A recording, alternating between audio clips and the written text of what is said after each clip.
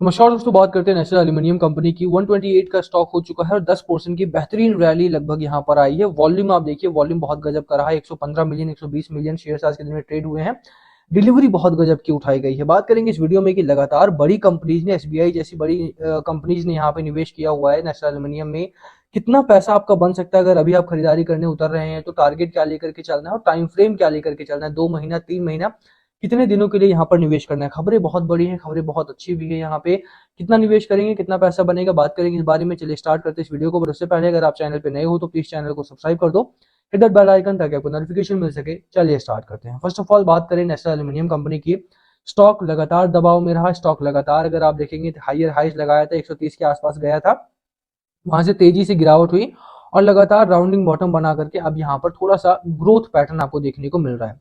बाजार में इस स्टॉक को लेकर के चर्चा काफी बढ़ चुकी है इस टाइम पर, क्योंकि अगर आप देखोगे तो लगातार स्टॉक में दबाव था और अब जब गेन करना स्टार्ट हुआ है तो इतनी तेजी से भाग रहा है ये स्टॉक। रीजन वही है कि ग्लोबल मार्केट में जो मेटल्स के दाम थे वो तेजी से बढ़े हैं, मेटल्स की डिमांड तेजी से बढ़ी है। सेल से लेकर के, सेल अगर आप देखोगे, सेल में एक अच्छी रैली है, टाटा स्टील में एक अच्छी रैली है, भेल में एक अच्छी रैली है। मोस्टली अगर आप मेटल स्टॉक देखोगे आज के दिन में तो एक अच्छी खासी रैली के साथ बंद हुए, एक अच्छी खासी रैली और वॉल्यूम बहुत तगड़ा आया है। ऐसे में नाल्को में भी खरीदारी बढ़ी है। कितना टारगेट लेकर के चलना है उससे बात करें, इससे पहले फंडामेंटल्स पे थोड़ी सी नजर डालेंगे हम यहाँ पर। 3100 करोड़ का रेवेन्यू है, 13% का मार्जिन है कंपनी का। और प्रॉफिटेबिलिटी की बात की जाए तो लगातार कंपनी प्रॉफिट बनाने वाली कंपनी है। इस क्वार्टर में भी अगर आप देखोगे तो 200 करोड़ के आसपास का प्रॉफिट यहाँ पर बना है लगभग। कंपनी अच्छा काम कर रही है और जिस तरह से ग्लोबल मार्केट में मेटल्स की डिमांड बढ़ रही है, मेटल्स के दाम बढ़ रहे हैं, साफ है कि आने वाले दिनों में इस कंपनी में एक आपको अच्छा खासा मुनाफा देखने को मिल जाएगा। अभी के लिए अगर आप देखो तो कंपनी ने एक साल में आपको 65% के आसपास का रिटर्न दिया है, एक महीने में 40% का रिटर्न आपको दे दिया। प्रीवियस वीडियो भी अगर आप जाकर के देखोगे मेरी, तो वहां पर मैंने आपको कहा था, जब यहाँ पर 10% लिखा हुआ था, वहां पर भी मैंने आपको बोला था कि ये एक अच्छा मौका है अगर आप स्टॉक ढूंढ रहे हो खरीदारी करने के बारे में, तो इस कंपनी को आप कंसीडर कर सकते हो। अभी भी अगर आप देखो, एफआईआई की एक बड़ी शेयर होल्डिंग है यहाँ पे। श्योरली इन्होंने थोड़ा पैसा यहाँ पर बुक जरूर किया है, बट म्यूचुअल फंड ने इक्वली यहाँ पे अपनी शेयर होल्डिंग को बढ़ाया। लगभग 2% म्यूचुअल फंड ने यहाँ पे खरीदा है। एक भारी भरकम शेयर होल्डिंग म्यूचुअल फंड के पास है। एफआईआई ने भी, सरकारी कंपनी है उसके बावजूद भी, 13.5% से ज्यादा का हिस्सेदारी एफआईआई के पास है। बड़ी हिस्सेदारी है यहाँ पे, आपको मानना पड़ेगा।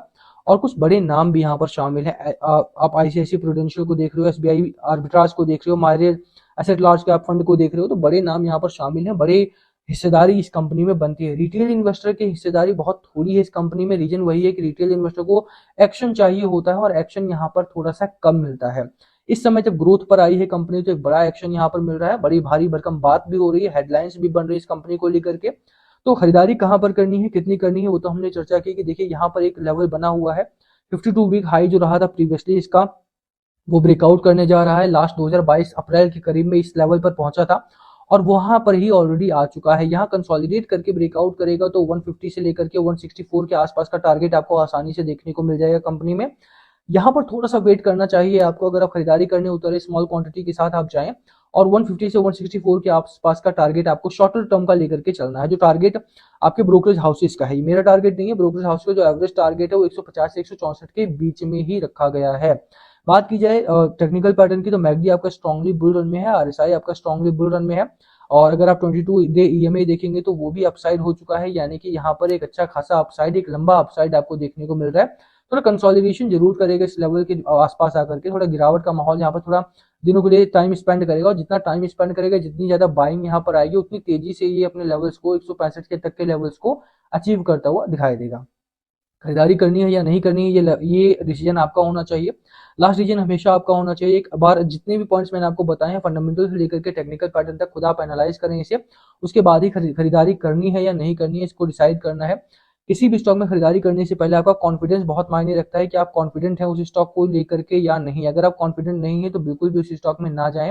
रीजन क्या है कि कई बार स्टॉक आपको थोड़ा सा वोलेटाइल होता हुआ दिखाई देता है। ऐसे में आपके पास कॉन्फिडेंस होना चाहिए कि हाँ ठीक है, अगर वोलेटाइल होता है, नीचे आता है, थोड़ा बहुत कंसोलिडेट करता है, तो मैं इस स्टॉक को रख सकता हूँ, होल्ड कर सकता हूँ। इसीलिए आप खुद एनालाइज करें। ये टारगेट मैंने आपको बता दिए हैं, ब्रोकरेज हाउसेस का टारगेट इस रेंज में आ रहा है यहाँ पे, तो बिल्कुल खरीदारी करते हुए इस टारगेट को भी आप कंसीडर कर सकते हैं। वीडियो को हम यही खत्म करेंगे। वीडियो पसंद आए तो लाइक करना, चैनल पे नए हो तो सब्सक्राइब किए बिना मत जाना। Thank you for watching and yes please comment below अगर पूछना हो तो। Thank you.